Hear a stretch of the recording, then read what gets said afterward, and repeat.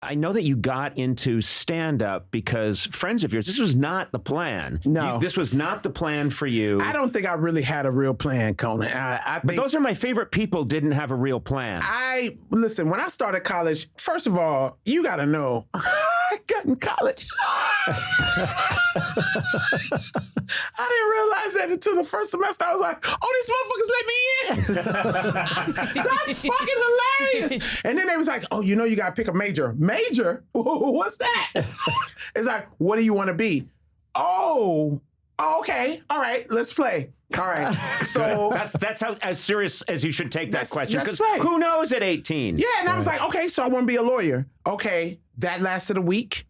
Right. I got all those fucking books, went to one class, and this motherfucker was like 25 cases a day you have to have read and analyzed. And I was like, you can go fuck yourself. Right. I do not care about the justice system at all, right? And I was like, okay, well, I'm good at math. I'm going to be a computer scientist. Microeconomics looked at me and said, you bitch. Skip this class. So after first class, I went up to the professor and I was like, yeah, I'm going to need to get the fuck out of here. Yeah. And he was like, yeah, I know, I can tell. Then I was like, okay. I had you on the get the fuck out of here list. The get the fuck out of here list. Literally, you just asked me why there's no plus and minuses in microeconomics. Yeah, bitch, where's the timetables? Oh, this is some bullshit. Then I was like, okay, so I'm going to be an architect. Oh, you got to know how to draw. Nope. Just too many fucking things. No. Then I was like, okay, what do I like to do? I like music. Okay. Yeah. So I said, okay, I'm going to be a DJ. So that school would let me do the DJ and stuff. So for some reason, for a fluke, I took a communications class because I was like, whatever. First day in that class, they made us get up and see if we could talk in front of class. I talked for like 30 minutes. And the lady came over to me. She was like, you don't have to take this class. She was like, I'm going to go ahead and pass you. She's like, you need to go and start taking more classes like this because, she's like, something's there. Right.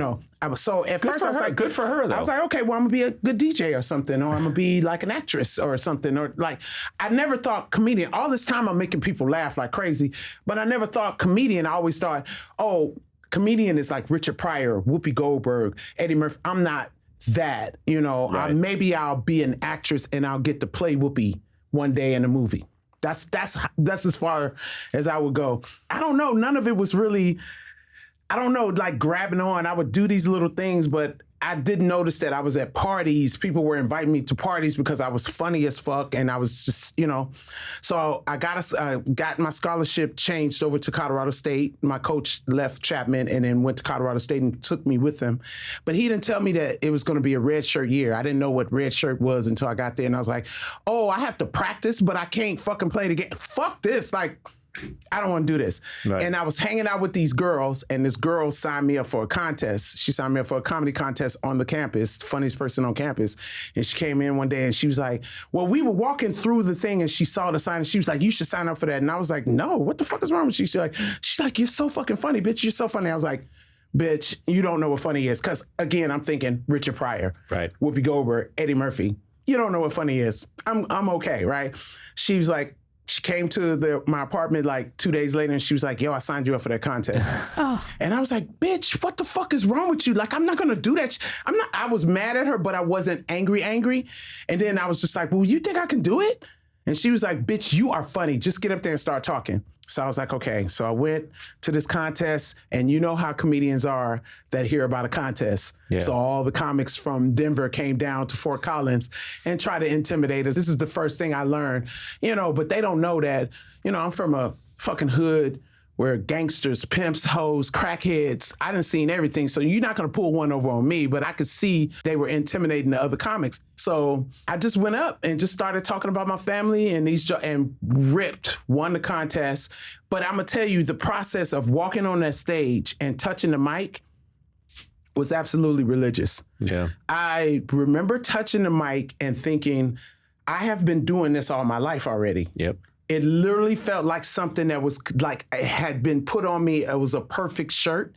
I don't know if that's the same experience, but I just remember speaking into the mic going, oh, I'm going to be doing this for the rest of my life. Well, here's what I think I can relate to, and which I know to be true, is when I was growing up, I made people around me, I made my family laugh. I made my brothers and sisters laugh. Big family. I make kids in the neighborhood laugh. I make kids at school laugh. That was my secret weapon, and it got around that I was really funny. I didn't think that counted. I thought that just called, you're funny with your friends. You're funny with your friends. If someone had ever said to me, you should be funny professionally, I'd say, well, no. Just like what you said.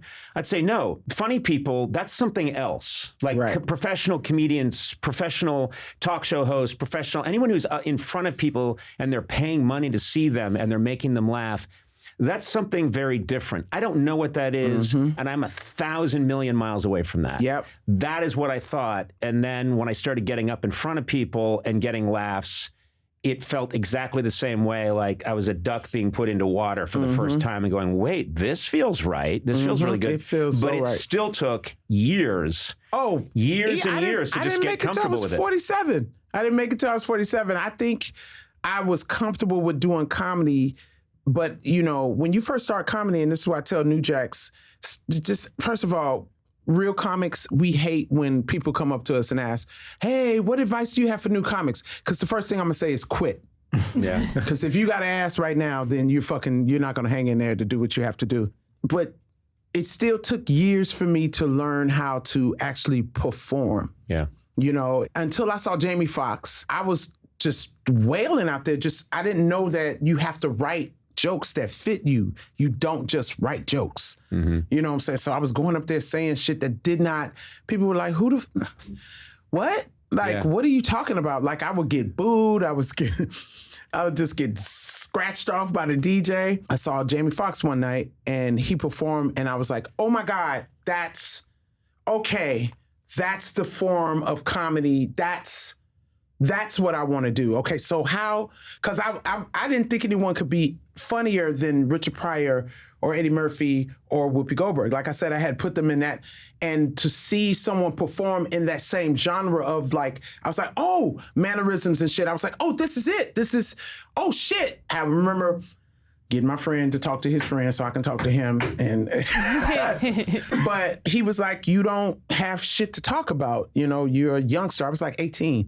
He was like, go get fucked. Go fuck someone. Go get your heart broke. Go break some hearts. Go get fired. Go get hired. Just go and live life so you can have some material. And I just knew I had that wanting in me. And I was more scared of not going up than going up. So it was that, but I knew that I didn't want to do it until I was good at it. So that's what I did. I went 6 years and lived life, had crazy times, and then came back in 93 and just been doing it ever since.